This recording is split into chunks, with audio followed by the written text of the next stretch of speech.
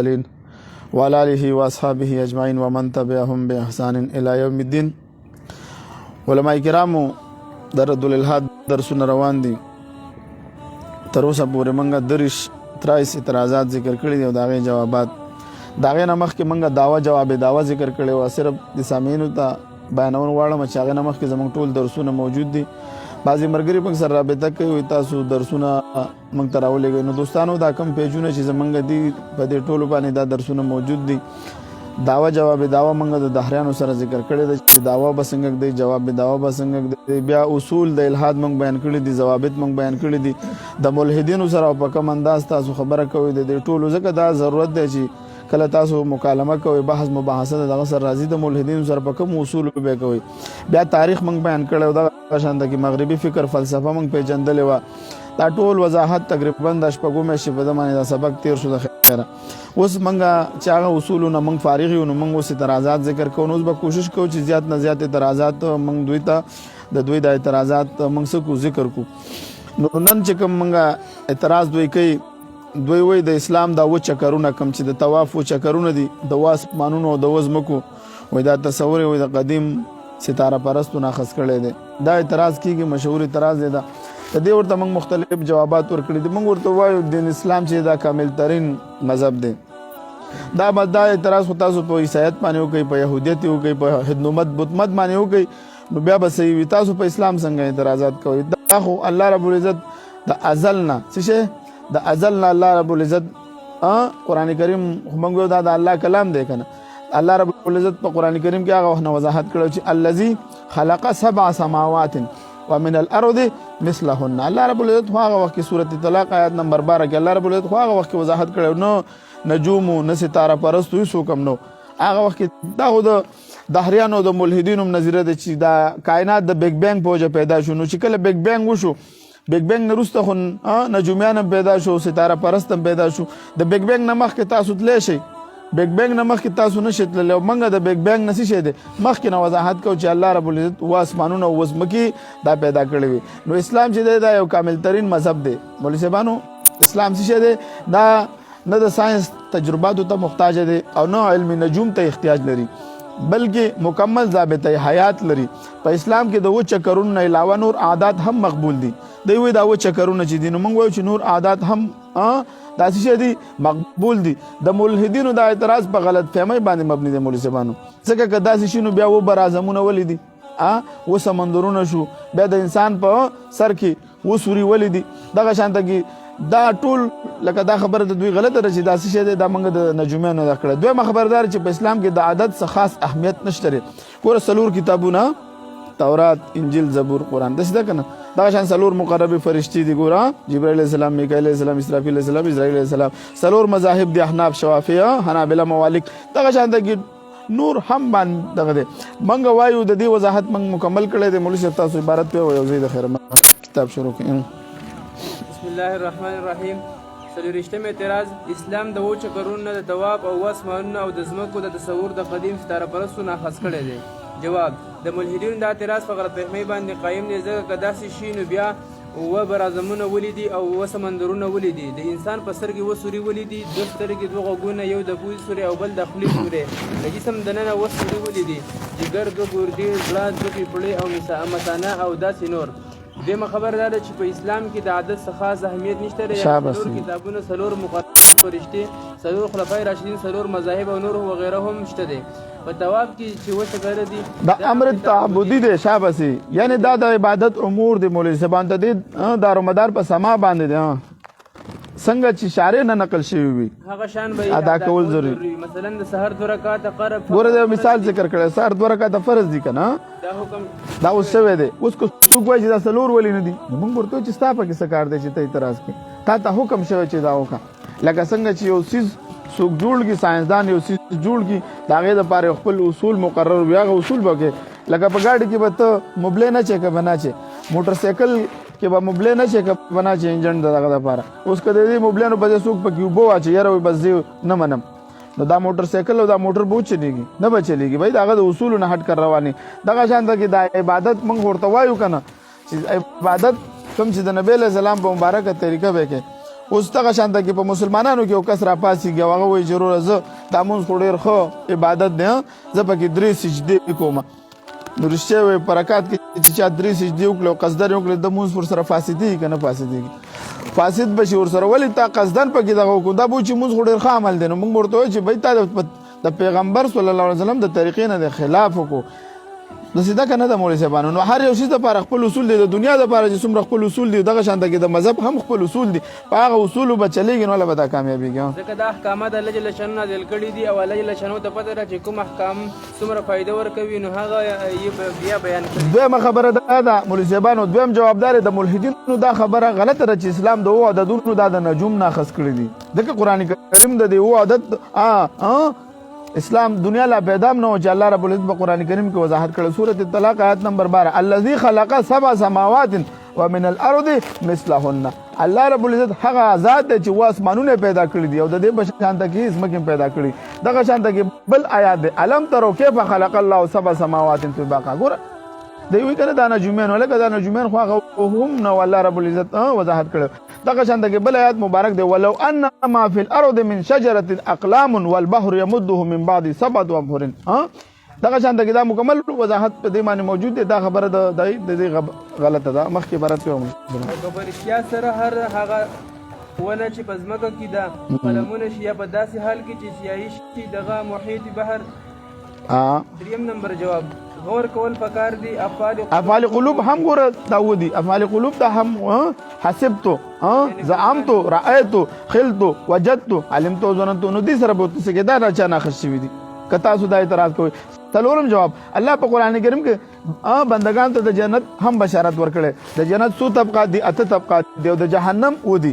دارالخلد دارالسلام د دارالقرار جنت عدن جنت المأوا جنت النعیم او جنت فردوس او دارالمقام د جهنم و طبقات ذکر شوی دي او آیات مبارک د سورۃ حجر آیات نمبر 43 او 44 وان جهنم لموعدهم اجمعين لها 7 ابواب لكل باب منهم او بشکه من او بشکه د جهنم د پاره څه دی دا د دوی د پاره د وادي زیاده دا غي څه دی و دروازې دي او دغه شان دا په قول د ابن جرير دی کم یو سقر دی و دغه چې دی سقر شو سعیر شو لظه حتم شو جهنم شو جهنم او حاویه شو نو دغه شان د ګوره الله رب العزت نافرمانه بندگانو ته څه دا خو د جهنم دغه شو بلکم قوميات چې هغه د بار وشبي او تورز عذاب نازل شوی نو دا خو لکه د دوی دا خبره غلطه راځي اسلام چې دا د نجومونو دا دغه غستې دی و چکرونه او د واسمانونو تصور دا خبره د دوی خبره ده غلطه ده امول سبانو زمخ کې وایي بل الله جل شانه کتاب څنګه کتلې دغه شانته کې مولوی صاحبانو دغه متوجه شي ګوره کم چې افضل العبادت دی په عبادت کې مولوی صاحبانو سجده کې وان دامونو باندې کیږي کنه کیږي وان دامونو باندې موږ سجده کوو نو وان دامونو اوس به داخله کې سوي چې لکه اوس به دا دام د چانه خس کړي دا خبره د دوی غلطه د عربی د خطاطی و رسم الخطونه دي سو و رسم الخطونه دي ثلث د محقق د توقیق د ریحان د لقاء د نسخه د تعلیق د دغه شان د عربی جبه هو هفته سام ویل کی کنه ویل کی مولوی صاحب صحیح مضاف مثال ناقص لفیف محمود اجوف دا چې ګڼ مثالونه په دې کې موجود دي د حروف ابجد چې دای وو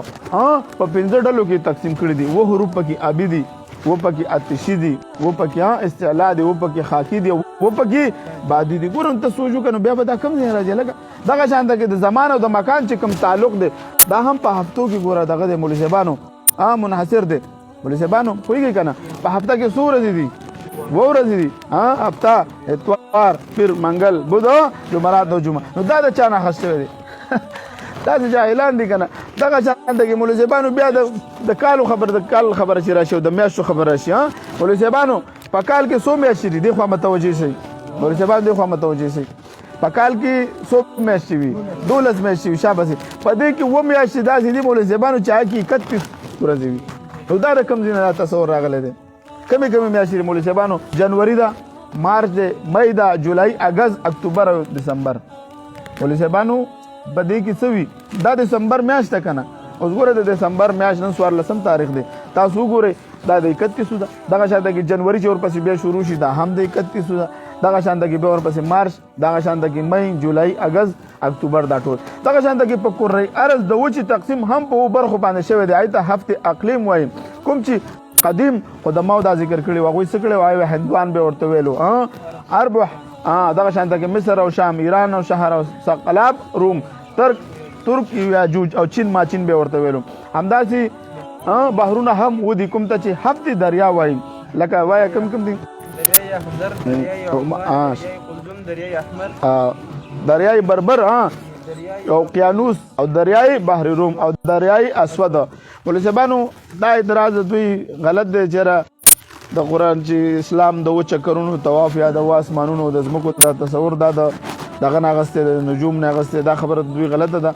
بنګ وایو اسلام مکمل ضابطه حیات لري دا خو موږ تاسو غونډه کې دهریانو نه یو چې موږ سره اصول نشته موږ سره خو تپوس کوه زموږ د عوام انسان نه تپوس وکړه چې ته د کې کومه دعا به وي موږ له خو د استنجا طریقه معلومه ده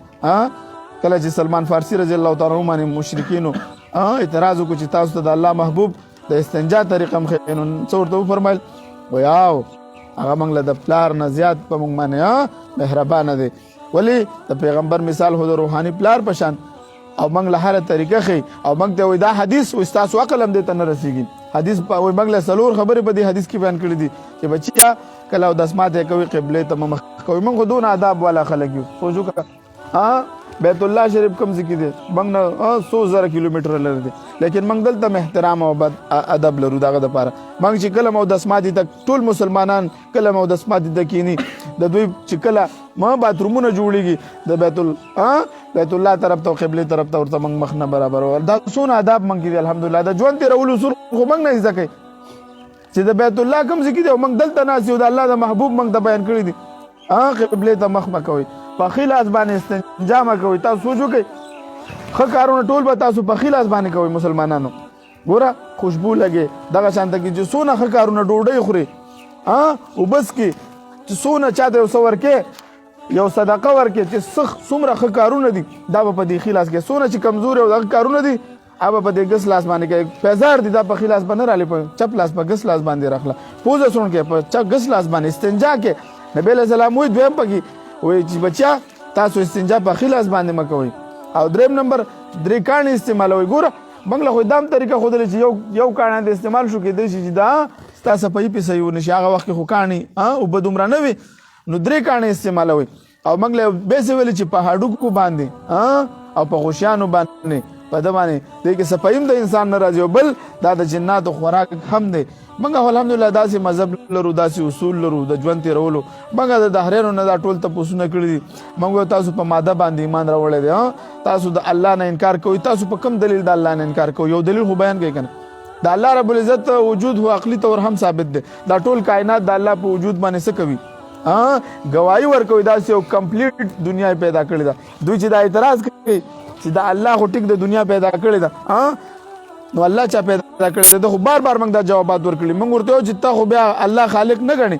الله رب العزت چې نعوذ بالله چا پیدا کو نو بیا خو مخلوق شو نو مخلوق داسې کمپلیټ کائنات پیدا کولی شي نشي پیدا کولی دغه شانته کې که الله رب العزت چا پیدا کړی نو بیا به بل چا پیدا کړی بیا به بل چا پیدا کړی نو دا خو داسې شو چې دور او تسلسل شو بیا خو یو خالق هم پاتې نه شو واجب الوجود دا تصور خلط شو بلکې خدایان ډیر شي که خدایان ډیر شي یو به د زید د سکون اراده وکړي بل به د حرکت اراده وکړي یو به وایي چې زه د زید ته سکون ورکړم خاموش د ناست وي بل به وایي چې زه د لاړ شي اوس به دلته د دوی مقابله برابره وي یا به برابره نه وي چې کوم برابر شو دا هم د خدای دپاره عیب دی لیس کمثله شیء که برابر نه وي یو به پکې قوي وي بیا چې کوم قوي دی به دا کمزوری ختمولی شي که بیا نشي ختمولی ګوره دا عقلي مثالونه دي د خدای جل جلاله په وجود باندې نو موږ الحمدلله موږ سره کامل دین موجود دی کامل مذهب موږ سره موجود دی اصول موږ سره موجود دي الحمدلله موږ مسلمانان یو او موږ علی وجه البصیرت د دې کائنات تاسو سوچ وکړئ که نه د کائنات کې لږ سوچ او فکر وکړئ الذي الله رب العزت څنګه فرجع البصر هل ترى من فطور ثم ارجع البصر كرتين ينقلب اليك البصر خاسئا تاسو وګورئ د رحمان په دې کائنات کې خو ساينسدانان نن ثابتوي 5% اوسه پورې معلومات شوي دي او چې کله دوی کله د کورې د بر د فضا ته والوځي نو دوی عجایبات ویني نو دوی خامخا دوی خو دهریان دي اکثر خو چې کم پکې څه ناسه دهریان نه وي نو هغوی ته زړه مني چې داسې ګاډ داسې رب موجود دی چې دا هر څه پیدا کړي ولې زبانو دا شکر دی چې الله رب العزت موږ مسلمانان پیدا کړیو مه بندوه صبر وکړه. نو دا اعتراض د دوی غلط دی د اسلام د چکرونو چې دا طواف دی او دغه نه اخیستی ستاره پرستونه. مولوي صاحبانو سبا درس ډېر اهم دی چې کوم 15 نمبر اعتراض دی د نبي علیه السلام په شان کې دا مستشرقینو دا اعتراضات راوښکلي دي. هغه وخت کې د نبی علیه السلام په ذات مبارک باندې به مشرکینو هم اعتراضات کول، خو هغه وخت کې دا اعتراض نه کول واغه معاشره کې دا اوس بیا زمونږ مسلمانان هم دینه متاثر شوي دي. دوی دا اعتراض کوي چې د عائشې رضی الله تعالی عنها د نکاح په باره کې الحمدلله موږ دې ته عقلي او نقلي جوابات برابر کړي دي انشاءالله. او مسلمانانو کې دوه ډلې دي. مسلمانانو کې بعضې داسې علما کرام دي هغه وایي چې دلته د عشره لفظ کټ شوی دی د حدیثونو، هغې له به موږ جوابات ورکوو. او بعضې چې په دغه باندې اعتراضات کوي چې د کوم عمرې اعتراض چې کوي د دې به هم انشاءالله دواړو عقلي او نقلي جوابات کوو. بیا به موږ خپل تفصیلي دلایل ذکر کوو. موږ دې کې هغه واقعات راغستې دي چې په هغه عمر کې د هغه خلکو ودونه شوي دي او دا موږ سره په پروف او په ریکارډ باندې موجود دي. انشاءالله سبا درس هم ډېر اهم دی. دوستانو دا درسونه چې اورئ مخکې شیر کوئ، مقصد هم دا دی چې کوم مسلمانان په دې فتنو کې گرفتار دي په د عقایدو او د نظریاتو د هغې دفاع کول دا در مسلمان ذمهواري ده. خپله ذمهواري پوره کړو او دا درسونه مخکې د الله د رضا دپاره شیر کړو. نور دې کې زموږ څه هېڅ مقصد نشته دی. واخر دعوانا الحمدلله رب